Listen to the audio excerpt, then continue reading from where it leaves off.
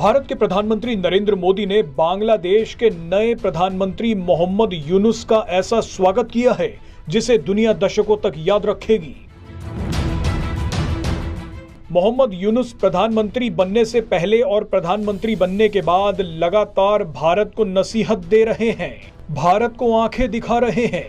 लेकिन पीएम मोदी ने अचानक एक ऐसा जाल फेंका है जिसमें मोहम्मद यूनुस बुरी तरह से फंस गए हैं। दरअसल मोहम्मद यूनुस ने प्रधानमंत्री बनने से पहले एक बयान दिया कि शेख हसीना ने बांग्लादेश में लोकतंत्र की हत्या कर दी और भारत ने शेख हसीना का साथ दिया।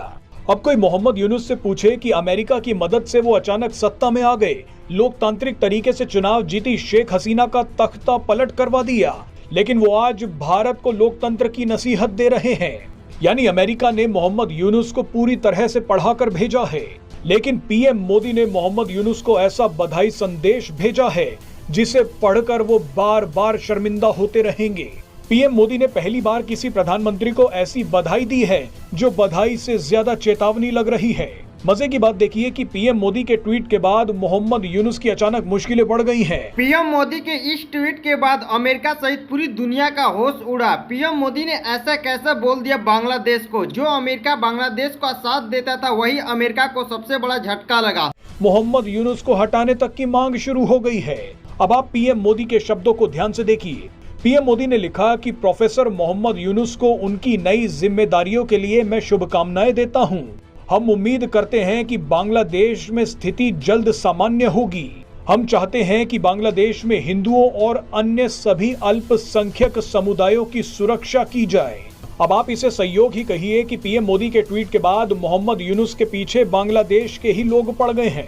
बांग्लादेश में अंतरिम प्रधानमंत्री बनते ही मोहम्मद यूनुस के पीछे बांग्लादेश की ही विपक्षी नेता खालिदा जिया पीछे पड़ गई हैं।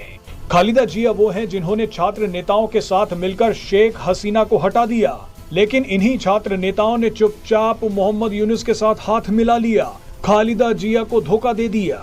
खालिदा जिया तो ये सोचकर बैठी थी कि अगली प्रधानमंत्री वो ही बन रही हैं, लेकिन वो मुंह ताकती रह गई। ऐसे में खालिदा जिया ने कहा है कि बांग्लादेश में जल्द से जल्द चुनाव होने चाहिए ताकि टेम्परेरी प्रधानमंत्री मोहम्मद यूनुस दूसरा काम संभाले और वो खुद प्रधानमंत्री बन जाए। लेकिन छात्र नेताओं ने कहा है कि चुनाव अभी नहीं होने दिए जाएंगे, मोहम्मद यूनुस ही प्रधानमंत्री बने रहेंगे। बताइए, शेख हसीना को हटवाने वाले लोग अब खुद ही मारपीट पर उतर आए हैं। बांग्लादेश में बढ़ती अत्याचार को देखकर पीएम मोदी ने जो ट्वीट किया, इसको देखकर पूरी दुनिया में हड़कंप मची कि पीएम मोदी ऐसे कैसे कर सकते हैं बांग्लादेश के साथ। जो पीएम मोदी बांग्लादेश का साथ देते थे वो पीएम मोदी अब बांग्लादेश से मुंह कैसे मोड़ लिए। तो दरअसल बात यह है कि जिस प्रकार से बांग्लादेश में हिंदुओं पर अत्याचार किया जा रहा है, हिंदू मंदिरों को तोड़ा जा रहा है, हिंदुओं को मारा जा रहा है, इसको देखकर पीएम मोदी का खून खौल उठा। क्योंकि शेख हसीना थी जब, तब ऐसा नहीं होता था। भारत और बांग्लादेश का रिलेशन इतना अच्छा था कि जो भी बांग्लादेश में कभी भी होता था पीएम मोदी हमेशा साथ देते थे। लेकिन न्यू पीएम बनने के बाद ये तो आग उबल रहे हैं। जिस तरह से भारत के विरोध बयान दे रहे हैं, बार बार भारत को नीचा दिखाने की कोशिश कर रहे हैं, अपना दुश्मन बताने की कोशिश कर रहे हैं।